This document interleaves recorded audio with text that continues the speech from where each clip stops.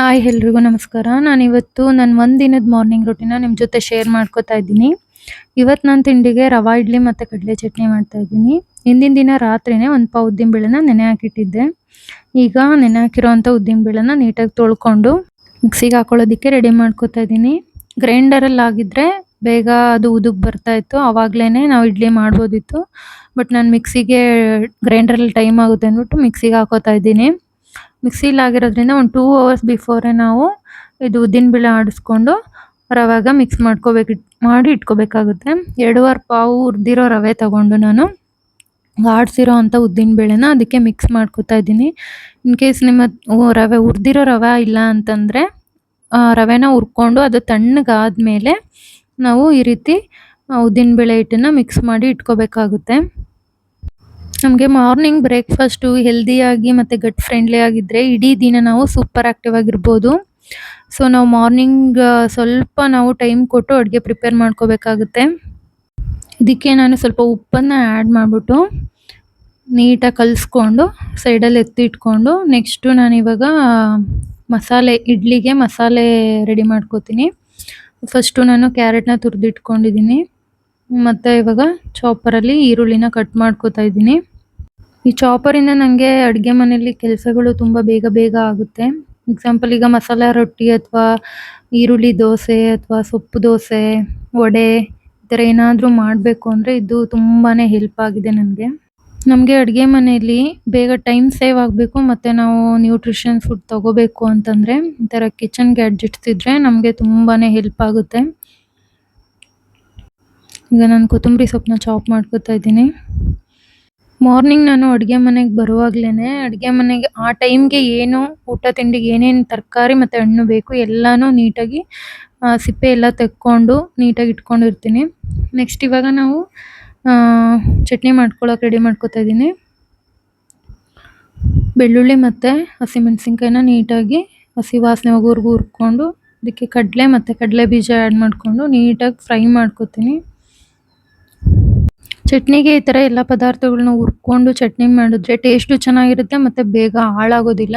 ಮಧ್ಯಾಹ್ನ ಕೂಡ ಯೂಸ್ ಮಾಡೋ ಥರನೇ ಇರುತ್ತೆ. ಅದಕ್ಕೆ ನಾನು ಈ ಥರ ಎಲ್ಲನೂ ನೀಟಾಗಿ ಫ್ರೈ ಮಾಡಿಕೊಂಡು ಒಂದು ಚಿಕ್ಕ ತಟ್ಟೆಗೆ ಅದನ್ನು ತಣ್ಣಗಾಗೋದಕ್ಕೆ ಇಡ್ತಾಯಿದ್ದೀನಿ.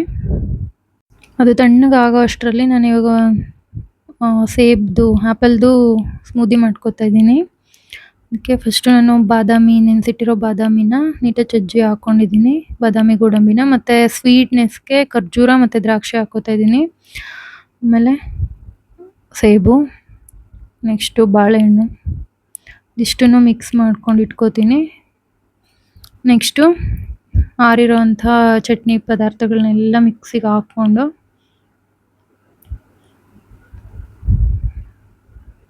ಮಿಕ್ಸಿ ಮಾಡ್ಕೊಳ್ಳೋದಕ್ಕೆ ರೆಡಿ ಮಾಡ್ಕೋತಾ ಇದ್ದೀನಿ. ನೆಕ್ಸ್ಟ್ ಅದಕ್ಕೆ ಕೊತ್ತಂಬರಿ ಸೊಪ್ಪು ಇದಿಷ್ಟನ್ನು ಫಸ್ಟು ಮಿಕ್ಸಿಗೆ ಆಡ್ಕೋತೀನಿ. ಹಾಕ್ಕೊಂಡು ಮಿಕ್ಸಿ ಮಾಡ್ಕೋತೀನಿ. ನೆಕ್ಸ್ಟು ನಾನು ಒಟ್ಟಿಗೆ ಕಾಯಿ ಹಾಕೋದಿಲ್ಲ.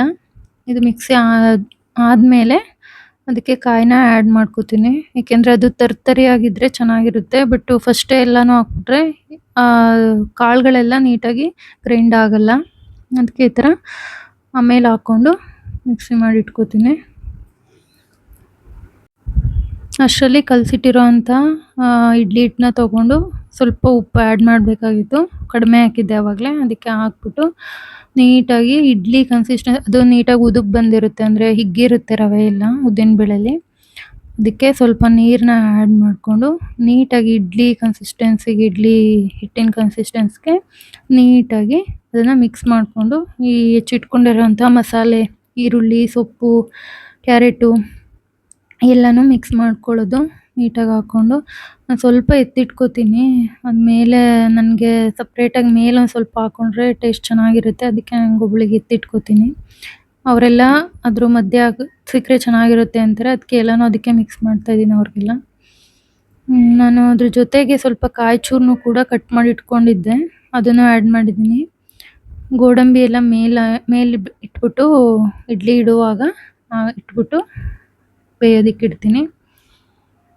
ನೀಟಾಗಿ ಇದೆಲ್ಲನೂ ನೀಟಾಗಿ ಮಿಕ್ಸ್ ಮಾಡಿಕೊಂಡು ಇಡ್ಲಿ ಪ್ಲೇಟ್ ತೊಗೊಂಡು ಅದಕ್ಕೆ ಎಲ್ಲ ಎಣ್ಣೆನ ಸವರ್ಬಿಟ್ಟು ನೀಟಾಗಿ ಇಡ್ಲಿ ಹಿಟ್ಟನ್ನು ಬಿಟ್ಕೋತೀನಿ.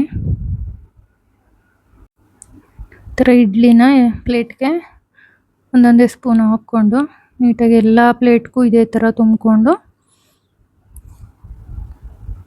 ಇಡ್ಲಿ ಕುಕ್ಕರ್ಗೆ ಇಟ್ಬಿಟ್ಟು, ನನಗೆ ಮೇಲೆ ಈ ಥರ ಕ್ಯಾರೆಟು, ಈರುಳ್ಳಿ, ಗೋಡಂಬಿ ಈ ಥರ ಎಲ್ಲ ಇದ್ದರೆ ಚೆನ್ನಾಗಿ ಅನಿಸುತ್ತೆ. ಅದಕ್ಕೆ ನನಗೆ ಮಾತ್ರ ಈ ಥರ ಹಾಕೋತಾ ಇದ್ದೀನಿ, ಗಾರ್ನಿಷ್ ಮಾಡ್ಕೋತಾ ಇದ್ದೀನಿ.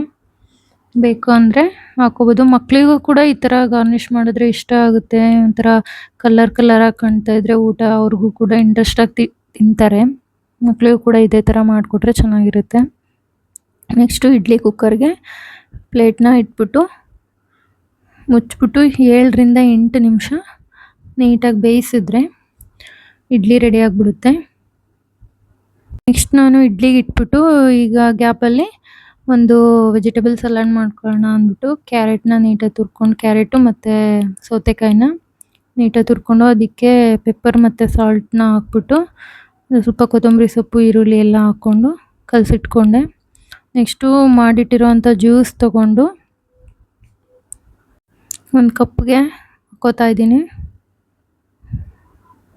ತುಂಬ ಗಟ್ಟಿಯಾಗಿದೆ, ಅದಕ್ಕೆ ಸ್ವಲ್ಪ ನಟ್ಸ್ ಮತ್ತು ಸೀಡ್ಸ್ನ ಆ್ಯಡ್ ಮಾಡ್ಕೋತೀನಿ.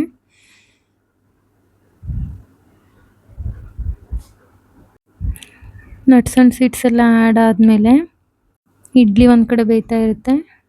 ನಾನಿವಾಗ ಡ್ರೈ ಕಿವಿ ಫ್ರೂಟ್ಸ್ನ ಕಟ್ ಮಾಡಿ ಹಾಕೋತಾ ಇದ್ದೀನಿ. ಇದೆಲ್ಲ ಮಧ್ಯೆ ಮಧ್ಯೆ ಸ್ಮೂತಿಲಿ ಸಿಗ್ತಾಯಿದ್ರೆ ಚೆನ್ನಾಗಿರುತ್ತೆ. ಹೀಗೆ ಹೆಲ್ದಿಯಾಗಿ ಬ್ರೇಕ್ಫಾಸ್ಟ್ ಮಾಡಿಕೊಂಡು ನೀವು ಕೂಡ ತಿನ್ನಿ. Thank you.